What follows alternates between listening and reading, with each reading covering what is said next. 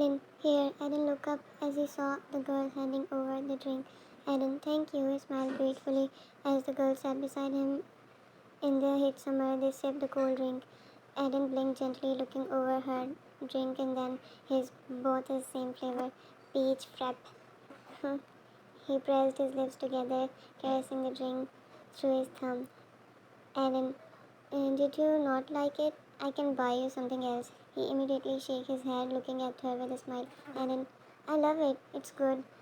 I didn't knew we have such drinks in our university. I always drink coffee. Helen returned the smile generously. Helen, exploring something new can be joyful sometimes. You can try others too. They have a collection of very good drinks in cafeteria. Eden nodded his head, keeping his silence. Yet still you choose peach. He sucked on a straw, taking a big sip as he side-eyed the girl beside him. Does my doll have an obsession? He licked his lip clean, admiring the side profile of the girl. Ellen, you stare a lot, she said, flinching him out of his thoughts with her face still looking at nowhere in front of them. He felt amused by her attention to him.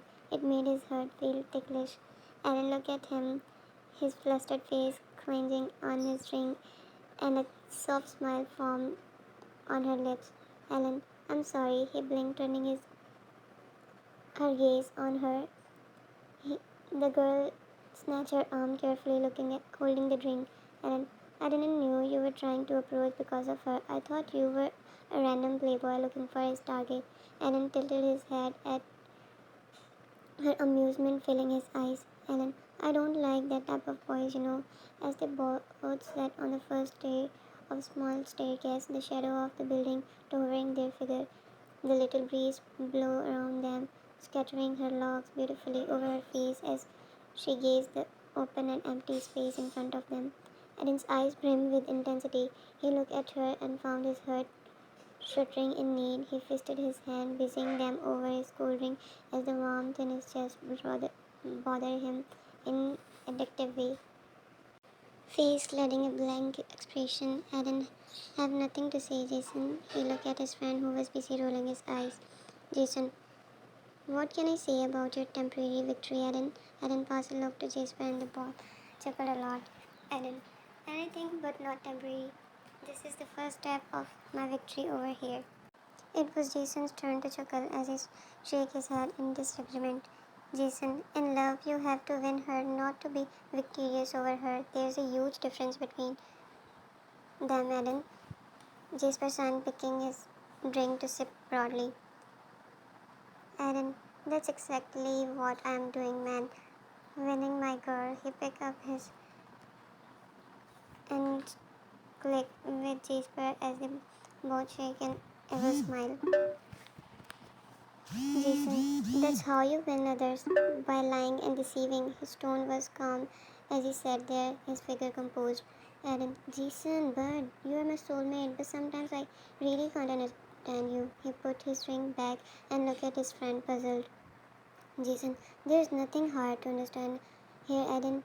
You just don't have a habit of self-reflection. Eden poked his inner cheek with the tip of his tongue as he stared at his friend. The bitterness in Jason's tone bothered him, just being as calm as he always been with Jason.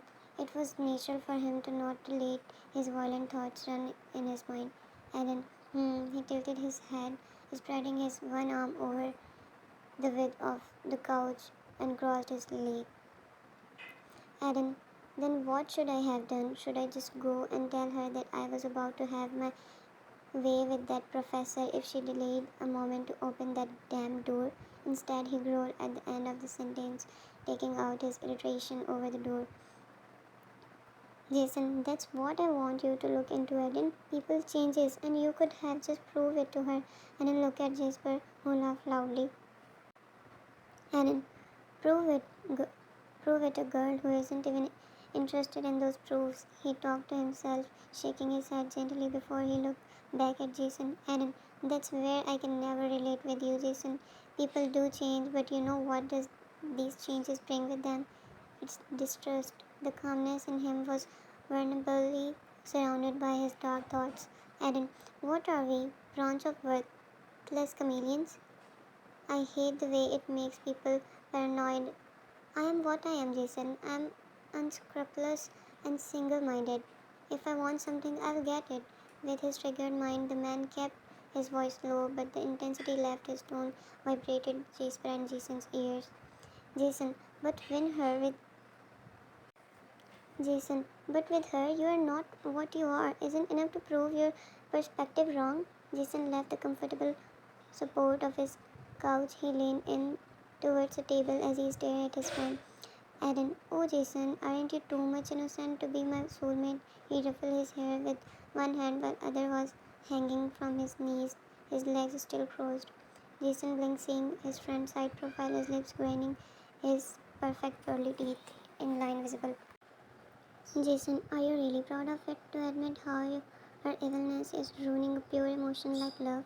Aaron stared at disappointment in his eyes and stayed quiet. At this moment, he knew if he said something more, then he will hurt his friend badly. Even though he knew he does it a lot, consciously or unconsciously, but there's a limit he knows he can never push with Jason. He can never mess things with his soulmate beyond his control. And then Jason, I'm not quite normal. Are you sure you can expect my love to be normal? Jason coughed, looking away from him. Jason, I don't know, Eden. I'm not even sure if it's love anymore.